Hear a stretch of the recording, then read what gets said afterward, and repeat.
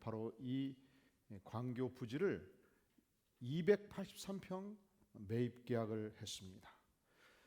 그리고 2010년 8월 이 어반 건축으로부터 건축 설계가 완성되었고 2010년 10월 기공 예배를 드리고 그리고 2012년 5월 사실은 건설사가 식문일관 상태에서 거의 부실한 부도 상태에서 일단 건축 준공을 떼고서 이 부실한 부분들을 전체적으로 재시공하고 이제 건설이 완료가 된 것입니다. 하나님께 감사의 박수를 드리겠습니다.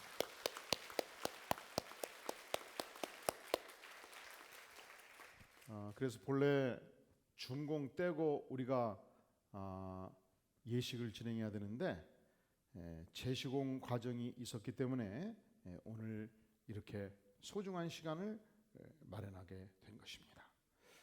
먼저 이렇게 아름다운 건축물을 설계하고 또 건설하는 과정에서 감리를 맡아주신 어반 건축의 방윤홍 소장님 앞으로 나와주시겠습니다.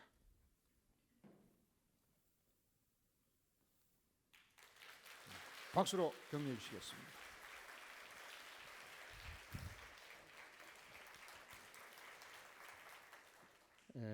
사진을 이렇게 찍으셔야 되는데 이 중요한 시점에 그동안 수고 많으셨어요. 고생 많으셨습니다.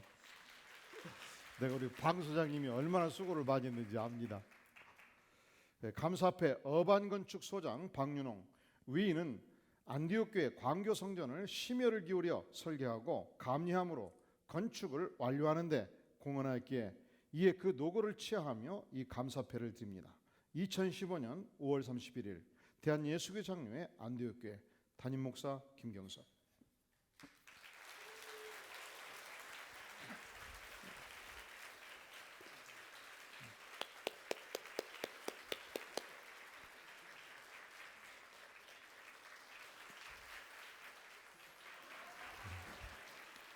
수고했어.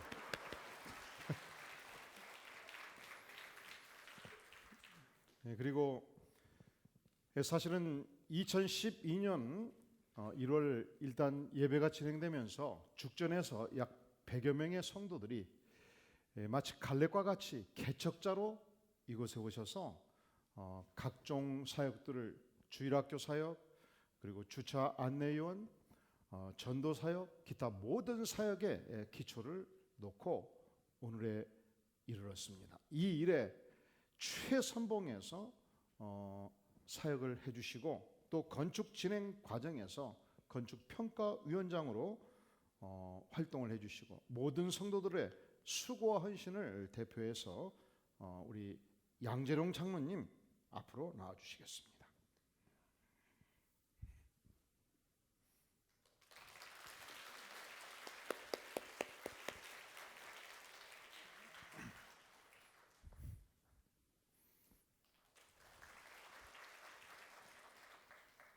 감사패 장로 양재룡, 위인은 안디옥교회 광교 성전을 건축하고 보수공사를 완료하기까지 건축평가위원장으로서 그 소임을 다했을 뿐만 아니라 평신도팀을 은혜와 사랑 그리고 본이 되는 삶으로 잘 이끌었기에 이에 하나님과 교우들 앞에서 감사드리며 이 감사패를 드립니다. 2015년 5월 31일 대한예수교 장로회 안디옥교회 담임 목사 김경섭. 수고하셨습니다.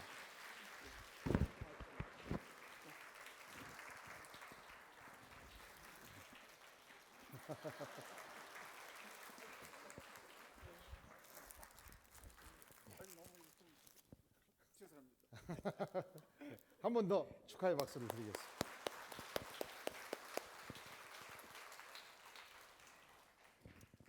그리고 건축 시작부터 그리고 마지막 재시공 완료에 이르기까지 심혈을 기울여서 건축 감독으로 수고해 주신 우리 조갑재 안수집사님 앞으로 나와주시겠습니다.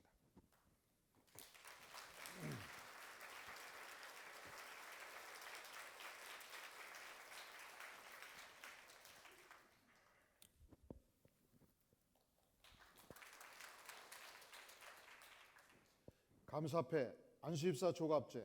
위인은 안디옥 교회 광교 성전을 건축하고 보수 공사를 완료하기까지 건축 감독으로서 그 소임을 충성스럽게 감당해온 바, 이를 하나님과 교우들 앞에서 감사드리며 이 감사패를 드립니다.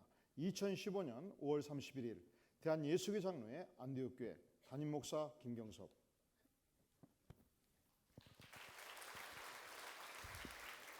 수고하셨습니다.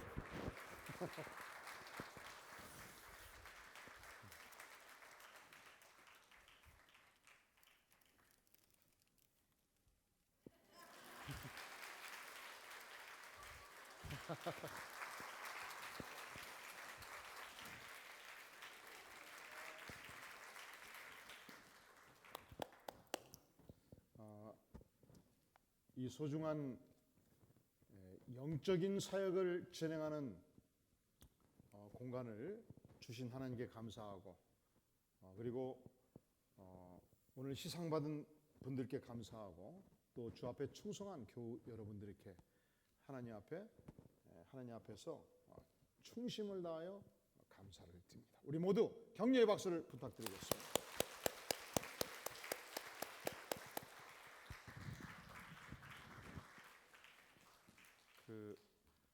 야도 감동이 돼가지고 막 움직이는 것 같아요. 우리 다 함께 마태복음 28장 19절 한번 같이 천천히 읽겠습니다. 시작. 그러므로 너희는 가서 모든 민족을 제자로 삼아 아버지와 아들과 성령의 이름으로 세례를 베풀고. 이 말씀 우리가 잠시 한 30초 암송해 보겠어요.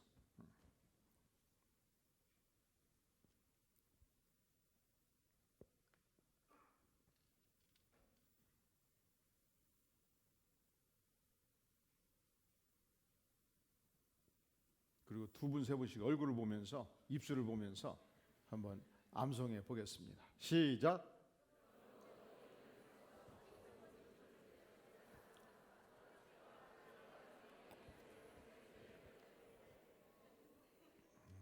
정선아 권사님이 좀 헤매시네.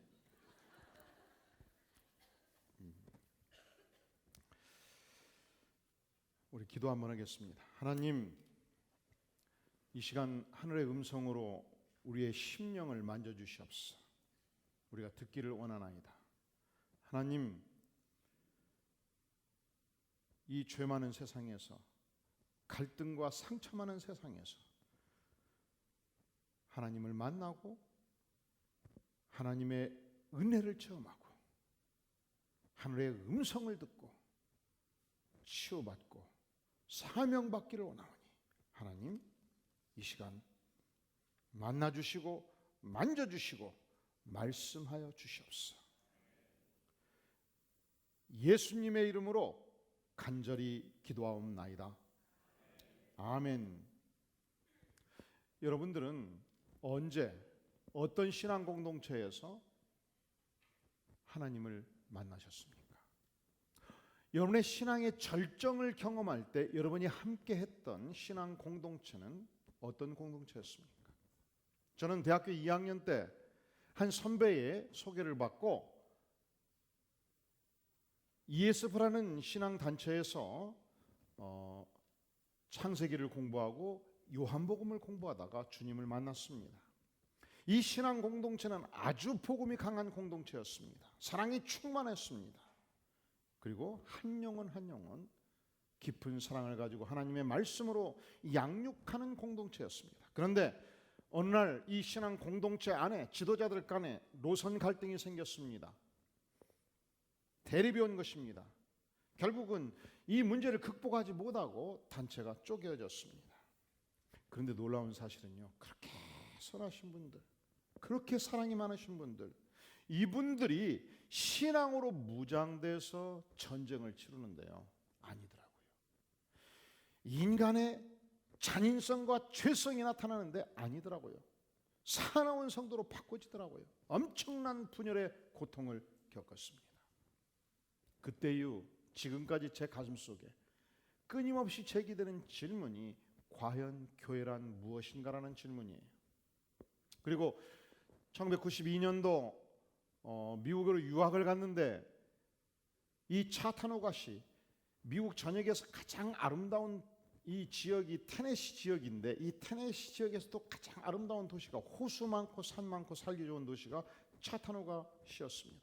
약 60만의 미국인들이 살고 있었고 그곳에 한인들이 약 200여 가정이 살고 있었습니다. 그것의 중심되는 교회가 차타노가 한인교회였는데 사실은 제가 미국에 당도했을 때 제가 살고 있던 아파트에 한 가정이 요청을 했어요. 목사님, 우리가 지금 2년째 설교자가 없이 예배를 드리고 있습니다. 그러니 목회를 해 주십시오. 저는 약 4년 잡고 본격적으로 공부하러 갔기 때문에 목회할 수 있는 형편이 아니었습니다. 몇 번을 거절했더니 나중에는 화를 내더라고요. 우리는 설교자가 없어서 지금 예배를 못 드리는데 목사님은 설교자가 돼가지고 어찌 그럴 수가 있겠습니까? 그래서 제가 설교 봉사를 시작을 했어요. 그때 이 공동체가 갖는 백스토리를 알게 되었어요. 이 60여 가정의 차단호가 한인교회에서 분쟁이 생긴 거예요. 문제는 목사님과 그리고 일부 장로님 그룹과 전쟁이 일어났는데 이때 가장 한인들이 많이 교회에 모였대요. 이상하지요. 싸움 구경이 구경 중에 최고인데 교회까지 와서 그 구경을 하고 그리고 한 표라도 더 얻을 수 있으면 자기 사람들을 끌어대고 그래서 그 당시 큰 4톤 8톤 트레일러에 의류를 싣고 다니면서 지역 사업하시는 분들 이런 분들이 보통 목요일 날 떠나면 월요일 날 돌아오는데 다 토요일 밤 12시 주일 새벽 4시까지 들어와가지고 교회 와서 예배 드렸대요. 뭐로 그렇게 사업을 포기하고 오는 것입니까? 그때 이 차단호의 유명한 한인 태권도 관장이 있었습니다. 이분이 교회를 살펴보다가 분노가 생긴 거예요. 의분심이 생긴 거예요. 모 장로님이 도무지 잘못했다고 생각한 거예요. 그래서 불렀습니다. 골방에 들어갔습니다. 가가지고 호주머니에서 탁 꺼냈어요. 뭘 꺼냈겠어요? 권총, 찰카당, 당신 그러면 안 되지. 인간이 그러면 안 되지. 죽고 싶어. 근데 미국 사회에서 한국도 마찬가지죠. 권총을 꺼내서 겨냥을 하고 찰카당 하면요. 이때부터 살인의 의도가 확정되는 거예요. 발사를 하든지 안 하든지 살인 미수죄예요. 이게 차단호가 이 미국 백인들에게 엄청난 사건이었습니다.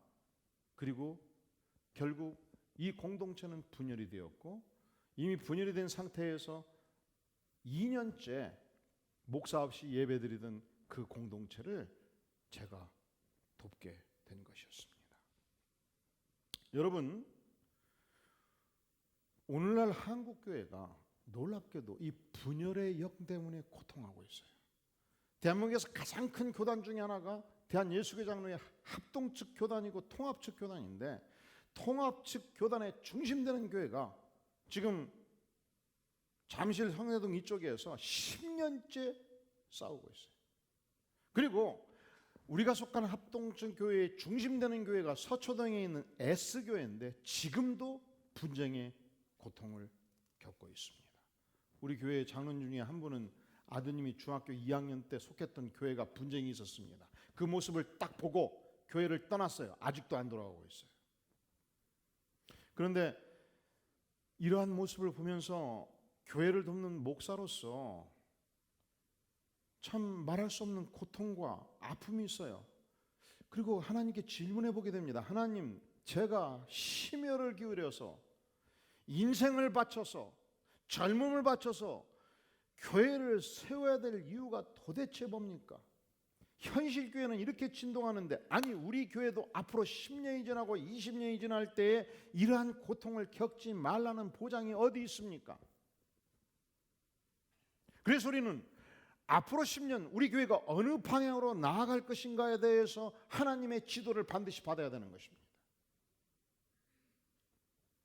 이것은 참된 하나님의 교회가 가져야 될 명백한 성경적 가치관, 성경적 비전, 성경적 철학을 확립하지 않으면 안 된다는 것을 보여주는 것입니다. 자, 그렇다면 묻겠습니다.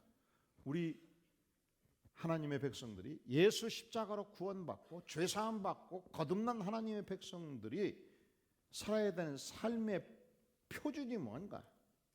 그것은 예수님을 배우고 예수님을 닮는 삶입니다. 나 같은 죄인을 위해서 십자가에 피 흘려 죽기까지 사랑하신 그 주님께서 나에게 베풀어 주신 그 사랑을 세상을 향해서 베푸는 삶을 사는 뿐만 아니라 내가 그리스도의 제자로서 스승의 가르침에, 본질적인 가르침에 충실하는 삶을 사는 자가 그리스도의 제자입니다. 그러면 예수님께서는 이 땅에 오셔서 어떤 삶을 사셨습니까? 예수님은 하나님이셨습니다. 하나님의 아들이셨습니다. 하늘의 권세를 가진 분이셨습니다. 하늘 보좌를 버리시고 이 땅에 오셔서 냄새나는 제자들의 발을 씻기셨습니다. 아니, 자신의 인생 전체를 희생하셔서 십자가에 못 박도록 내어주셨습니다. 그분이 말씀하십니다. 한번 따라해 볼래요? 나를 따르라. 그게 여러분과 제가 가야 될 길이에요. 나를 따르라. 그 예수님께서 말씀하셨습니다. 너희 중에 큰 자는 너희를 섬기는 자가 되어야 하리라. 그러니까 이 공동체에서 지도자가 되어야 될 자는 반드시 섬김의 철학을 갖춰야 됩니다. 마가복음 10장 44절에서 주님은 말씀하기를 너희 중에 누구든지 으뜸이 되고자 하는 자는 모든 사람의 종이 되어야 하리라. 너희 중에 누구든지 으뜸이 되고자 하는 자는 뭐라고요? 모든 사람의 종이 되어야 하리라. 자, 그래서 우리 교회에서 평신도 지도자가 되는 것은 아주 쉬워요. 종이 되면 되는 것입니다. 우리 교회에서 장로님이 되시고 안수집사님이 되시고 권사님이 되는 것은 아주 쉬워요. 예수님을 철저하게 배워서 종이 되면 될 수 있어요. 우리 교회에서는 사회적인 지위를 갖지 않아도 괜찮아요. 사회적으로 뭐 명망가가 되지 않아도 관계없어요. 재산이 없어도 관계없어요. 그러나 한 가지, 반드시 종이 되어야 됩니다. 그리스도의 종이요, 사람들의 종이 되는 것입니다. 이것을 체득하기 위해서 우리 교회에서 장로님이 되려면 안수입사 시절에 화장실 청소를 토요일마다 몇 년을 하셔야 돼요? 몇 년? 그리고 남편이 예수님을 안 믿기 때문에 교회 오기 어려우신 분들, 그분들을 매 주일마다 운전을 해서 영혼을 섬기는 이 섬김의 봉사를 몇 년을 해야 된다고요? 몇 년? 그렇게 함으로써 내가 장로가 되었을 때 내 위치가 무엇인가를 명확하게 확인하는 것입니다. 내가 존재하는 이유는 성도들을 섬기기 위함입니다. 할렐루야.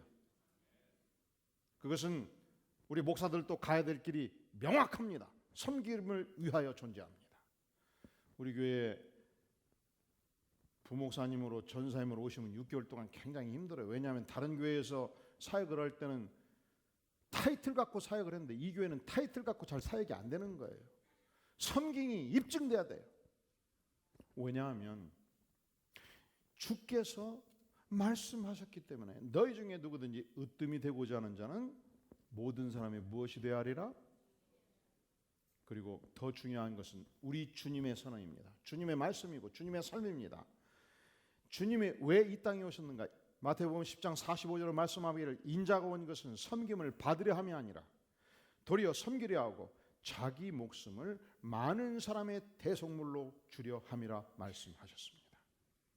자, 우리가 오늘의 교회, 진통하는 교회, 갈등하는 교회, 분열하는 교회를 극복하고 치유하는 첫 번째 처방전, 그것은 우리 자신이 모든 교우들이 교회 전체가 섬김의 철학으로 무장하는 것입니다. 섬기면 분열하지 않습니다. 섬기면 다툼이 없습니다. 섬기면 싸우지 않습니다. 섬기면 다 좋아해요.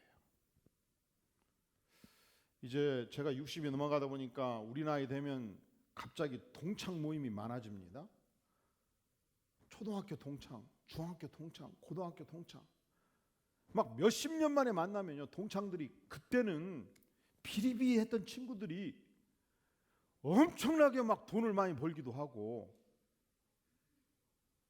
막 사회적 지위가 높기도 하고 그래요. 보니까 그때 똑똑했던 애들이 꼭 잘 살아는 보장도 없고요. 그런데 딱 모일 때 그런 친구들이 들어있더라고요. 기사 딱 달고 비서 딱 달고 나타나서 의자에 딱 앉아요. 그리고 이제 평소에 자기 사무실을 찾아오는 좀 돈 없고 어려운 친구들 이렇게 도와주기도 하니까 이제 몇 명 붙잖아요. 야, 오늘 몇 명 왔냐? 한 100명 된다야. 그러면 가만히 있자. 오늘 부어라 마셔라 마음껏 먹어라 그래라. 얼마면 되겠냐? 한 돈 1,000 정도. 아, 그래요? 그러면은 나가 계산할게. 그리고 나 마이크 좀 작게 해주라. 딱 해서 계산 딱 시키는 거야. 그 나가 동창회 와서 여러분들 만뻥 먹으라고 한 번 쏠 테니까 하면 끝까지 한번 가보더라고. 그리고 나가 옛날에 나가 아니요. 그리고 내가 이렇게 해가지고 한 150억 정도 내가 벌었는데 말이다. 어려운 애들은 좀 찾아와라. 알았지? 하고 한 5분 있다가 나 스케줄이 바빠갖고 김 기사 차 준비해라. 하고 탁 어깨를 딱 하면서 반갑다. 너도 한번 내 사무실 들려라. 야, 너 잘 지내? 너도 좀 들리고. 알았어. 탁 하고서 딱 차에 앉으면서 친구들한테 딱 하고 너도 좀 들려라. 딱 하고 가면요 그런 얘기가 들리더라고. 저 자식 돈 좀 벌었다고 되게 죄다고. 그러면 먹지를 말해야지. 또 먹기는 제일 열심히 먹어. 그러니까 세상도 젠체 하는 걸 안 봐주더라니까. 그런데 또 그런 친구들이 있어요. 조용히 앉았다가 먹고 얘기 듣고 누가 타면 부인이 암으로 3년째 고생하고 뭐 살림 거들라고 어렵다고 그러니까 조용히 찾아가서 한 500만 원 금일봉하고 그리고 입 딱 씻고 조용히 있는 친구들도 있더라고. 그런데 이상하게 이런 친구들은 다 알아요. 야, 그 자식 진짜 인물이더라. 그러니까 세상도 교만하고 뻐기는 사람을 좋아합니까? 조용히 섬기는 사람을 좋아합니까? 세상도 섬기는 사람을 좋아하잖아요. 그런데 하물며 우리를 죽기까지 섬기신 주님, 냄새나는 제자들의 발을 일일이 씻겨주신 주님, 내 인생의 모든 죄를 뒤집어 쓰고 대신 십자가에 죽기까지 하신 그 주님께서 나를 따르라 명하셨을진데 우리가 어떤 인생을 살아야 되겠습니까? 놀랍게도 오늘날 미국의 최고의 기업, 한국의 최고의 기업이 관심을 갖는 영역 중에 하나가 놀랍게도 섬김의 지도력이에요. 미국의 유명한 경제지 포브스지에서 지난 3년간 미국 내에서 가장 일하기 좋은 직장 순위를 매겼는데 그 1순위, 3년째 1순위였던 기업이 다우코닝사였습니다. 이 소식을 듣고 한 기자가 이 다우코닝사의 마리 부사장을 만나서 질문한 거예요. 도대체 무엇이 이 회사라고 하여금 가장 미국에서 일하기 좋은 직장이요? 또 이렇게 유명한 회사로 발돋움하게 된 비법이 무엇인가 물었어요. 근데 답변이 아주 간단했습니다. 진정한 섬김의 리더십이 회사의 마법을 일으키는 비법입니다. 이 회사는 미국에서 가장 남녀 차별 없이 승진하는 시스템을 가진 회사였습니다. 자율적인 업무 시간 관리 시스템을 가지고 있는 회사였습니다. 직원 복지가 가장 출중한 회사였습니다. 그것을 마리 부상이 언급하지 않은 거예요. 우리 회사는 임원부터 말단 직원까지 섬김의 지도력에 관해서 철저히 교육하고 실천하는 회사라고 말하는 것입니다. 여러분, 우리 한국 사회의 비극이 무엇인지 아십니까? 최근 한 조사기관의 발표에 의하면 2년 전 대한민국이 관용과 배려가 없는 OECD 국가 중에서 꼴찌 중에 25위를 했어요. 31개 국가 중에서. 작년 관용과 배려가 없는 국가, OECD 국가 중에서 맨 꼴찌 31위로 전락했어요. 우리 민족은요, 우리 사회는요, 이 치열한 경쟁사회 속에서 약자를 배려하지 않는 사회예요. 장애자를 쉽게 배려하지 않는 사회예요. 남을 배려하지 않는 사회예요. 남을 짓밟고 일어서는 데 익숙한 사회예요. 제가 언젠가 한번 백화점에 가서 사람들이 문 열고 계속 들어오길래 문을 열고 잡고 서 있었더니 아무도 잡아주지 않으니까 10분을 잡고 서 있어야 되겠더라고. 무슨 말인지 알겠어요? 문 열고 들어가서 딱 서서 할머니가 오니까 내가 잡고 서 있었어. 그랬더니 다 그냥 지나가. 누가 잡아줘야 내가 갈 거 아니오.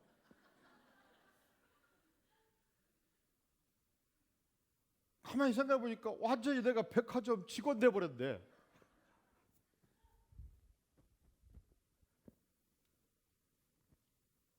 최근 삼성경제연구소에서 섬김의 지도력이 갖는 10가지 자세를 임원진들에게 보냈습니다. 그러니까 기업이 말이죠, 이윤을 창출하는 것이 목적인 기업이 어떻게 하면 생산성을 높여서 자금력을 확보하고 기업의 미래를 열 것인가를 연구하는 기업이 놀랍게도 비영리단체, 교회가 하나님이 하시는 말씀을 적용하고 있다는 말이죠. 첫째로 경청하는 자세. 섬기는 리더는 말로 표현된 것이나 그렇지 못한 것 모두에 귀를 기울인다. 공감하는 자세. 섬기는 리더는 타인을 이해하고 그들과 공감하기 위해 노력한다. 세 번째, 치유에 대한 감신. 섬기는 리더가 보여주는 가장 강력한 영향력 가운데 하나는 사람들이 갖고 있는 상처와 고통의 치유에 관심을 갖고 있다는 것이다. 그러니까 이 삼성이라는 인류 기업에서 말이죠, 부장들이 가져야 될 관심이 자기 부하들이 얼마나 철저하게 기업의 이윤을 위해서, 효율성을 위해서, 생산성을 위해서 일하고 있는가를 감동하는 것뿐만이 아니고 더 중요한 것이 있는데, 자기 부하 직원들이 겪고 있는 정신적 갈등과 고통과 상처를 내가 부장으로서 치유하는 데 관심을 가져야 된다는 거예요.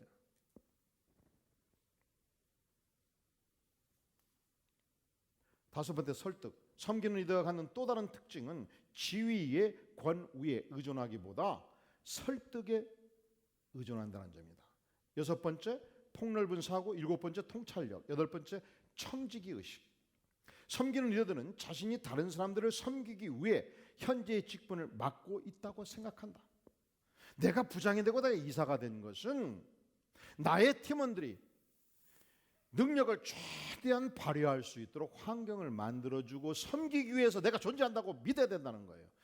이것이 비영리단체 지도자가 하는 얘기가 아니고, 이것이 교회에서 설교하는 내용이 아니고, 이것이 선교단체가 하는 내용이 아니고, 돈을 버는 것을 목적으로 하는 기업의 연구소가 낸 자료예요.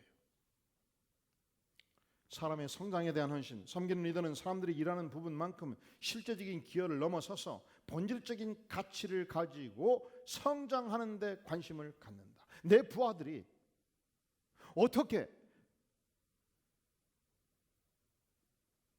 기업인으로서 발전하고 성장할 것인가, 한 인간으로서 발전하고 성장할 것인가에 대해서 관심을 갖는다는 거예요. 마지막으로 열 번째, 공동체의 형성. 섬기는 리더는 조직 안에서 일하는 사람들 사이에 공동체 의식을 형성할 수 있는 수단을 찾기 위해 노력한다는 것입니다. 그러니까 이 시대의 키워드는 섬김이에요. 그것은 단지 우리 교회만 추구하는 가치가 아니에요. 마땅히 교회는 그것을 추구할 것입니다. 그리고 마땅히 이 시대 모든 공동체들이 추구해야 될 핵심 가치예요. 가정도 마찬가지죠. 유대인의 지혜서 탈무드에 보면 그런 글이 나옵니다. 딸이 시집갈 때 지혜 있는 어머니가 부탁하는 글이 이렇습니다. 딸아, 만일 너가 남편을 왕처럼 존경한다면 그는 너를 여왕처럼 대우할 것이다. 그러나 너가 너무 자존심을 내세워 그를 섬기기를 싫어하면 그는 힘으로 너를 하녀같이 부릴 것이다. 남편을 극진히 섬기라. 그러면 남편은 너의 머리 위에 왕관을 씌워줄 것이다. 우리는 섬김을 위해서 존재하는 거예요. 최근 한 조사기관의 발표에 하면 일주일에 8시간 이상 자원봉사하는 사람들 3,000명을 대상으로 설문조사를 했습니다. 결과가 이렇습니다. 첫째로 자원봉사자 95% 이상이 그 봉사를 통해서 인생의 만족과 희열감과 기쁨을 만끽하게 되었다는 것입니다. 혹시 여러분 중에 살맛 안 나는 분 있어요? 열심히 교회에서 봉사해 보세요. 살맛 나는 인생으로 바꿔질 것입니다. 두 번째, 불면증, 만성통증, 심지어 감기까지 치료되는 효과를 얻었다는 것입니다. 세 번째, 아주 중요한 사실이에요. 남을 섬기지 아니한 자, 그리고 오직 섬김만을 바라는 사람들은 조기 사망 가능성이 2배 이상 높았다는 거예요. 여러분 오래 살고 싶습니까? 할렐루야. 그러면 섬김의 철학으로 무장하고 섬김의 삶을 사시기를 간절히 바랍니다. 우리 교회는 앞으로 10여 년 동안 무엇을 향해서 나아갈 것인가? 섬김의 철학, 섬김의 비전, 섬김의 가치관을 분명하게 세우고 주님을 배우는 복된 백성, 복된 교회 되기를 주의 이름으로 축원합니다. 우리가 어떻게 갈등과 상처와 분열을 극복할 수 있을 것인가? 이렇게 말하면 그래요. 목사님, 우리 안에 뭐 문제 있어요? 전혀 없어요. 단지 비전이라는 것은 미래를 보고 나아가는 것입니다. 그리고 공동체가 추구해야 될 가치관을 확립하는 것입니다. 어떻게 극복할 수 있는 가치관을 세울 것이냐? 여러분, 사명을 수행하는 자는 악한 것에 의해서 휘둘리지 않아요. 이 사명이란 한자어로 심부름할사 목숨명이지요. 사명자는 누군가? 하나님이 내게 맡기신 심부름 주신 그 일을 수행할 때 목숨을 걸고 수행하는 자예요. 이 사명을 수행하는 자는 사소한 것에 악한 것에 휘둘리지 아니한 것입니다. 오늘 말씀은 우리 예수님께서 생애 마지막에 유언의 말씀으로 남긴 말씀이에요. 여러분들이 그리스도를 따르는 제자요 백성이라면 우리 주님께서 지상의 마지막 유언으로 남긴 이 말씀에 귀를 기울여야 돼요. 또한 이 말씀을 우리가 사명으로 수행하는 데는 놀랍게도 내 능력으로 하는 것이 아니고 내가 할 수 있기 때문에 하는 것이 아니라는 거예요. 자, 18절을 보세요. 예수께서 나와 말씀하여 이르시되 하늘과 땅의 무엇? 모든 권세를 누구에게 주셨습니까? 내가 누구예요? 예수님이죠. 예수님. 그러면 저를 보세요. 제 손을 보세요. 제 손이 위를 향하고 있죠. 하늘을 향하고 있죠. 하늘의 모든 권세, 이것은 창조주의 권세, 이것은 수천의 천군 천사가 갖는 권세, 이것은 악한 영들이 갖는 모든 권세예요. 하늘에 있는 모든 권세를 예수님께서 가지고 계십니다. 두 번째, 땅의 모든 권세. 이 대한민국을 통치하는 대통령 권세 막강하지요. 그런데 지구촌에 있는 200여 국가의 수장들이 갖는 권세, 기업인들이 갖는 권세, 그 모든 권세를 예수님이 가지고 계셔요. 자, 그러면 보세요. 하늘의 모든 권세, 땅의 모든 권세를 가지신 주님께서 20절 하반절 볼지어다 하늘의 권세, 땅의 권세를 가지신 예수님이 세상 끝날까지 누구와 어떻게? 항상 함께 있으리라. 자, 지금부터 주께서 우리에게 부탁하신 이 유언적 사명은 내 힘으로 하는 게 아니에요. 내가 할 수 있기 때문에 하는 게 아니에요. 하늘과 땅의 모든 권세를 가진 주님께서 나와 함께 하실 때 수행할 수 있는 놀라운 권세예요. 이 권세로 우리가 수행할 때 감당해야 될 첫 번째 사명이 무엇인가? 그러므로 너희는 가서 모든 민족을 제자로 삼으라는 것입니다. 가라. 이 가라는 단어가 헬라어로 포르텐테스인데, 이 가라는 뜻은 끝없이 지속적으로 나아가는 것을 말해요. 적극적으로 능동적으로 나아가는 것을 말해요. 이 명령을 받았기 때문에 우리와 함께 10여 년 동안 집사로서 헌신했던 박영성 집사 부부가 선교사로 부름을 받고 지상에서 가장 열악한 땅, 이슬람권이 지배하는 땅, 예멘 땅에 들어가서 주님을 섬긴 거예요. 전쟁에 포탄이 떨어지고 건물에 포탄이 떨어지고 먹을 것이 떨어지고 물이 떨어지고 비행기길이 막히고 생존과 싸우면서 지금도 사투하고 있어요. 우리는 믿습니다.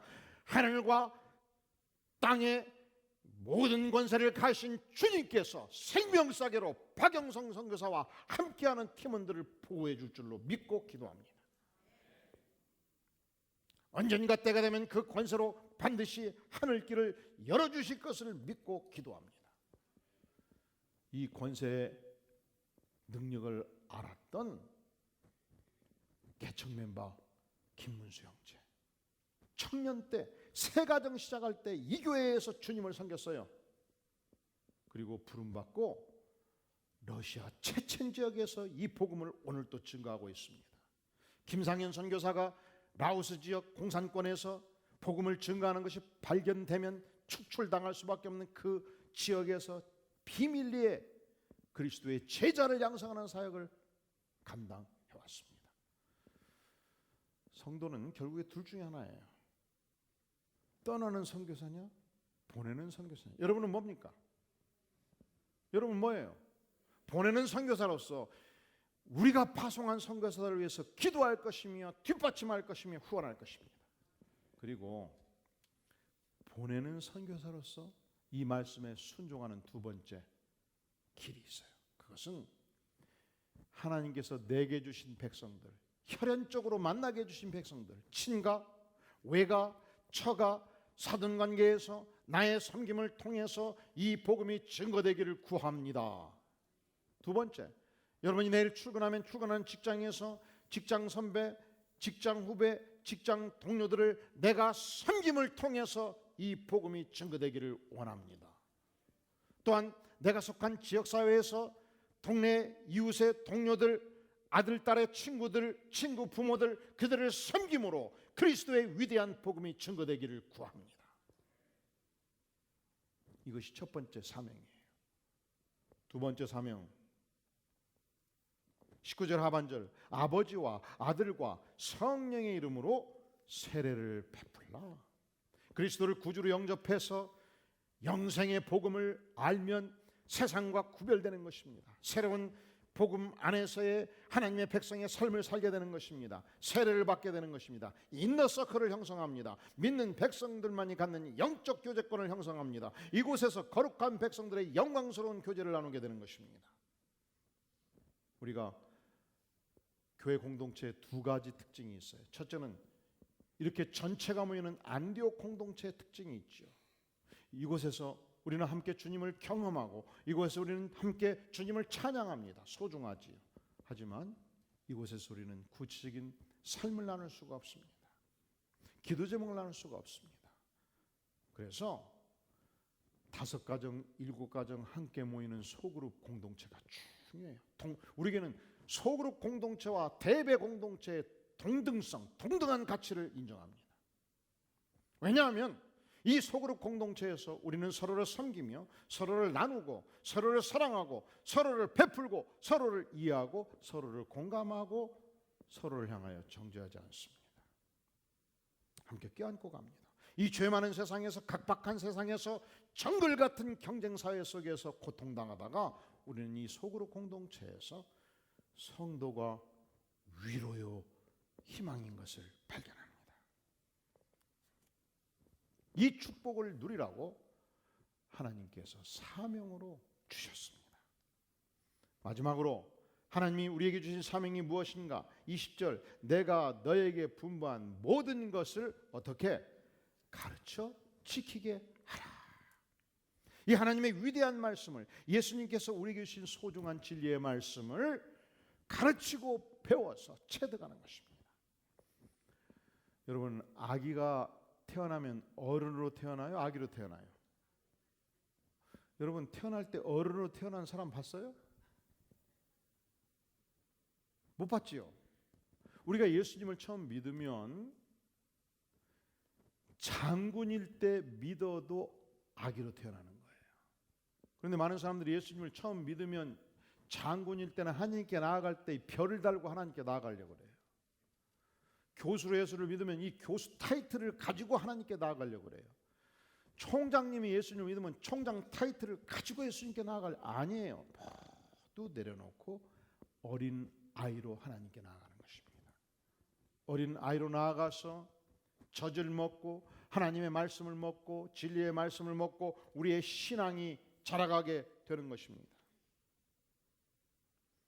그런데 주께서 유언적으로 남긴 말씀이 이 66권의 위대한 진리, 주께서 가르치신 이 위대한 진리를 모든 것을 가르쳐 지키게 하라는 거예요.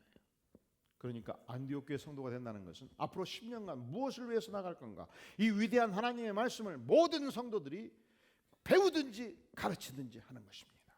우리는 날마다 묵상하는 사람들 말씀을 열심히 묵상하고 배우고 심령에 장착해 나가는 것입니다. 제가 처음 사역자로 부름을 받았을 때 하나님께서 두 가지 비전을 주셨어요. 첫 번째 비전, 그것은 돼지의 비전인데, 무슨 비전? 이 돼지는 어미 돼지인데 빼 말랐어요. 뼈만 남았어요. 안 먹어요. 주인이 아무리 맛있는 걸 해줘도 안 먹어요. 새끼 10마리가 포채는데 젖이 나옵니까? 안 나옵니까? 그러니까 애미도 빼 마르고 새끼는 더 마르고. 두 번째 비전, 두 번째 비전도 돼지 비전이에요. 무슨 비전? 근데 달라요. 이 애미 돼지는 김경서 목자같이 토실토실해요. 무엇이든지 잘 먹어요. 주인이 주는 음식이라면 모조리 먹는 거예요. 역시 10마리 새끼들이 있는데 이 새끼들이 젖을 물고 차는데 잘 먹지요. 애미도 토실토실, 새끼도 토실토실.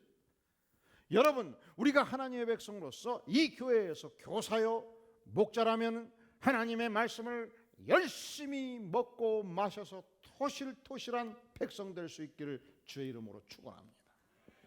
그러면 여러분과 함께하는 백성들이 이 축복을 함께 누리게 될 것입니다. 오늘 우리는 앞으로 10년 이 교회가 어떻게 자라가야 될 것인가, 하나님으로부터 소중한 지혜를 받습니다. 이웃교회의 이야기인데요, 한 여집사님께서 이직의 기회가 생겼습니다.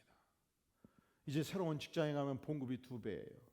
또 사무실도 따로 하나 주고, 말하자면 과거에는 250만 원 받으면서 여러 사람이 그물그물 근무하는 곳에 있었는데 이제 드디어 새로운 직장에 가면은 봉급이 2배 500만 원 받고 또 내가 혼자 근무할 수 있는 공간도 주고 너무 기뻤습니다. 그런데 기도하는데 마음에 걸려요. 두 가지가 걸려요. 첫째로 지금 있는 직장에 아주 정신적으로 물질적으로 어려워하는 한 직원이 있었습니다. 끊임없이 상담해 줬습니다. 내가 그 영혼의 버팀목이었습니다. 그런데 내가 이 직장을 떠나면 그 영혼이 도대체 어떻게 생존할 수 있을 것인가? 자신이 없었습니다. 두 번째로 내가 새로운 직장에 가면은 지금 내가 돕고 있는 목자로서 돕고 있는 목장의 시간과 안 맞았습니다. 그래서 그 목장을 놓아야 돼요. 이 두 가지 문제를 놓고 하나님께 간절히 기도를 했더니 하나님께서 포기하라 해서 이직의 기회를 포기한 거예요. 자, 이 말씀을 들을 때 여러분이 참 마음으로 감동된다. 1번. 아니, 아무리 그래도 그렇지 이직을 해야지, 멍청하다. 2번. 이제 투표를 할 거예요. 결정하셔야 돼. 우리 소장님도 결정하셔야 돼. 자, 1번 감동된다 하면 손 들어보시오. 높이 들어보시오. 네. 제가 2번은 묻지 않을게요. 우리가 하나님의 백성이 된다는 것은, 우리가 그리스도의 제자가 된다는 것은 무엇을 의미하는가? 첫째로 섬김의 철학으로 부장하는 거예요. 섬김이 축복이에요. 섬김이 능력이에요. 섬김은 오래 살아요. 섬기는 자는 실망할 것이 없어요. 인생이 그렇습니다. 저도 60이 넘어가니까 이해하고 들어주세요. 하여간 목사들이 꼴통이야. 모이면 아무도 물을 안 따러. 물을 따라봤어야지.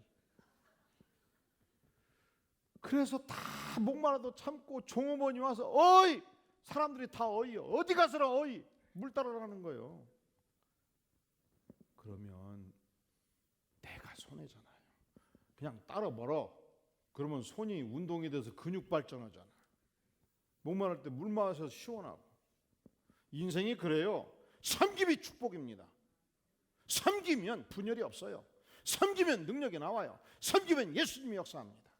어디를 가나 나이가 얼마가 되었든지 섬기는 삶의 축복을 누리는 위대한 백성 되기를 주의 이름으로 축원합니다. 두 번째로 사명이 축복이에요.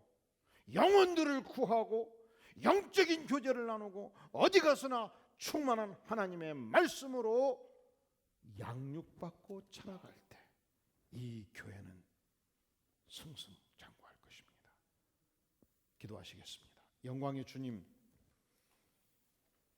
이 시간 주께서 허락하신 소중한 말씀 붙들고 섬김의 철학으로 무장하고 섬겨서 축복받는 백성 되도록 전능하신 주님께서 함께 하시고 역사하여 주시옵소서. 은혜를 베풀어 주시옵소서. 예수님의 이름으로 간절히 기도하옵나이다. 아멘. 이 시간 우리 다 함께 기립하셔서 주께 가온히 찬양하면서 헌물로 주 앞에 나가겠습니다. 주께 가온히 날 새롭게 하시고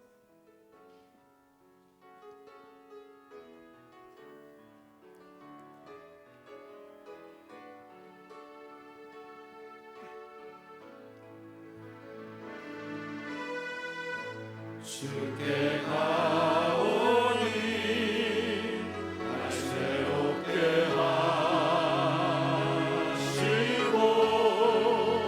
주의 은혜를 부어주소서.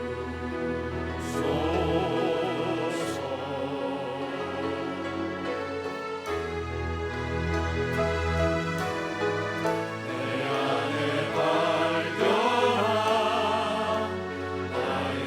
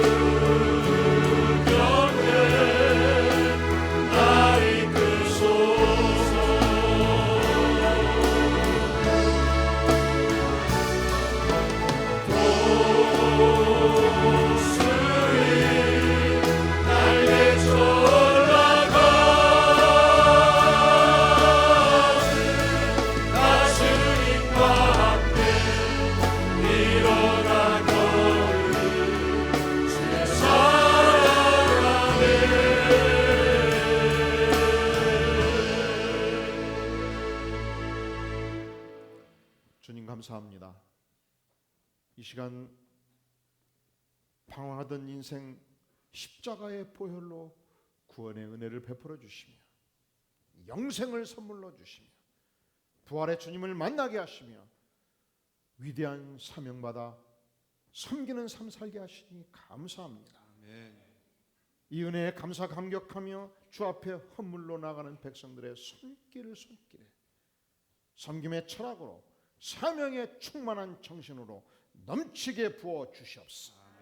이제는 우리 주 예수 그리스도의 은혜와 하나님 아버지의 무한하신 사랑과 성령 하나님의 교통하심이 진실로 주의 말씀 따라 순종하여 그리스도의 제자된 복된 삶 살기를 소망하며 예배로 나아가는 주의 사랑하는 백성들 심령 후에 가정 후에 기업 후에 영원까지 함께 계실지어다. 아멘.